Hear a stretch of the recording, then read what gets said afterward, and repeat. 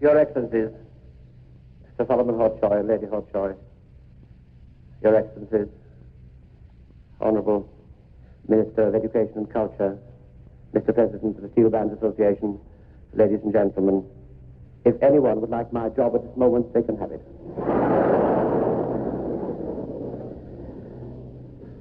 I do not at this stage wish to make an adjudication on the performances we've heard this evening. The bands have played 4 times to me. I've heard them 4 times. We know each other's secrets inside out. All I wish to do is to say 1 or 2 very brief general remarks. The first thing that I've reserved to myself this evening is to pay a very warm personal tribute to the brilliant stage managing of Arthur Bentley.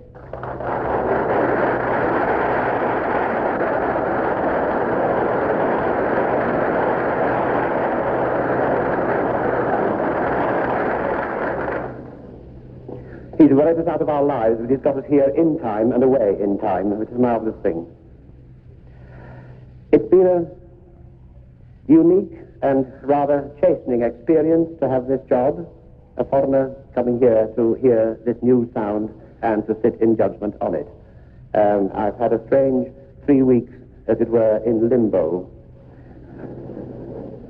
just emerging to hear the pan men at their work. I shall never forget it. I shall never stop talking about it. It has been quite an outstanding event in anybody's life. I'd like to say 2 things, perhaps on the serious side, to my colleagues who are standing behind me in a menacing attitude at the moment.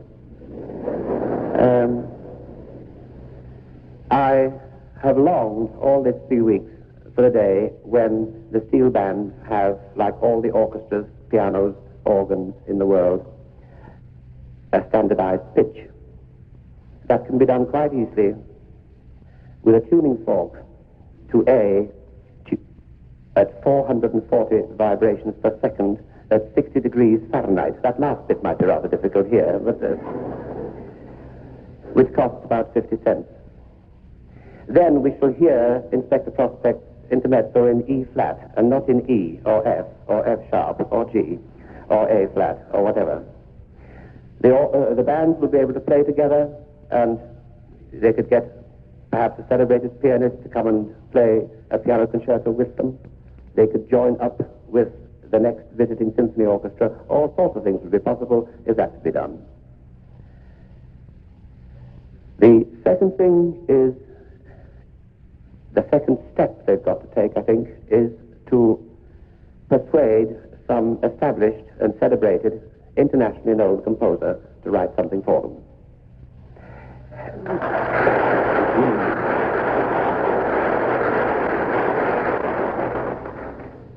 The whole thing happened in England a long time ago when the brass band came on, and we had such composers as Elgar, Ford Williams, and Holst writing for them. That gave them the accolade in the musical world, which has remained with them ever since. You may have read in the papers today that tonight we are supposed to have been hearing the best band. That is not necessarily true. We've heard the surviving band.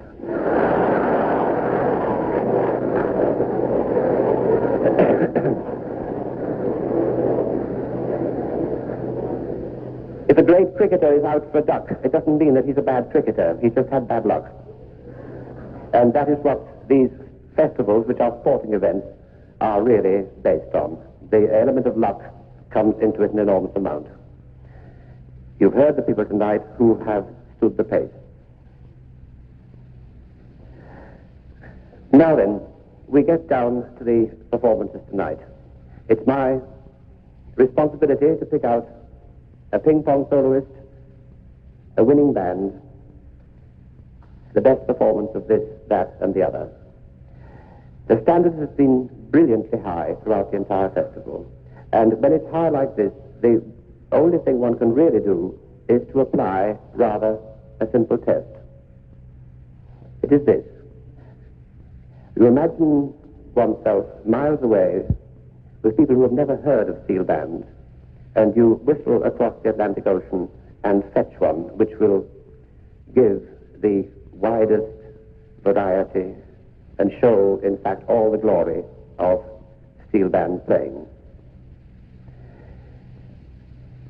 There are other ways of picking them out, but the time has passed for faulting them. And I've had this feeling of pioneering in my mind all this evening, and it is that which has driven me to a final conclusion. The improvement during the last 3 weeks of the bands has been spectacular since the first week I heard them. Every band has got better, which means that one's journey has been worthwhile.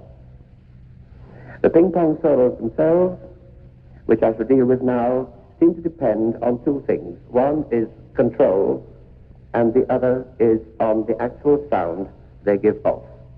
And I should like to put the ping-pong solo with utter misery immediately by saying that, in my opinion, and it seems to be the only one that counts at the moment, on the basis of sound and authority, number 2, Harry Headley, goes forward.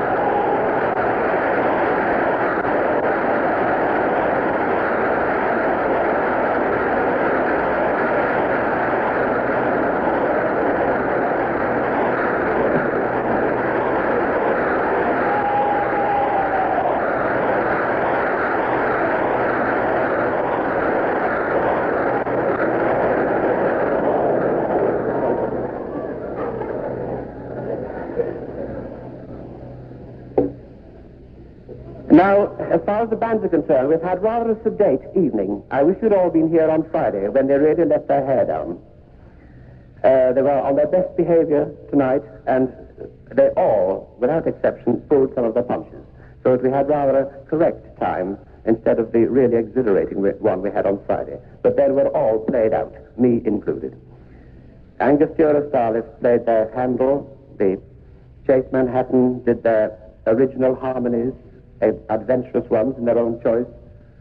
The Guinness Cavaliers made a little mistake in the tune, because everybody noticed it, I just pointed out. Did a brilliant arrangement of the Carmen.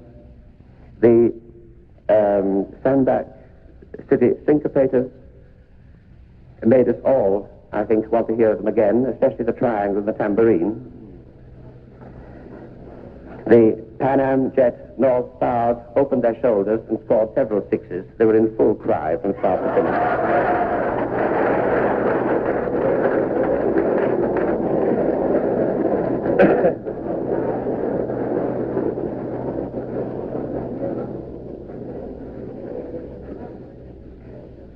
There is one band whose arrangements I should like to recommend to anybody whom, even the greatest composers who have to dish out arrangements for steel bands.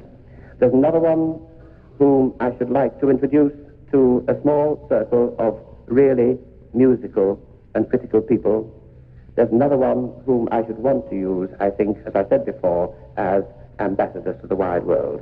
And it turns out like this. The trophy for the George Goddard Trophy for the best arrangement goes to band number 3 for their Carmen.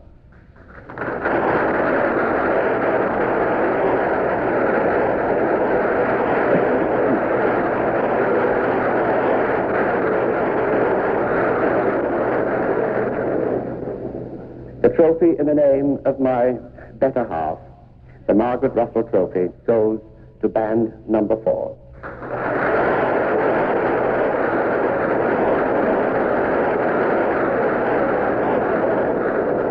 And I declare the winner of the 1966 festival, band number 5.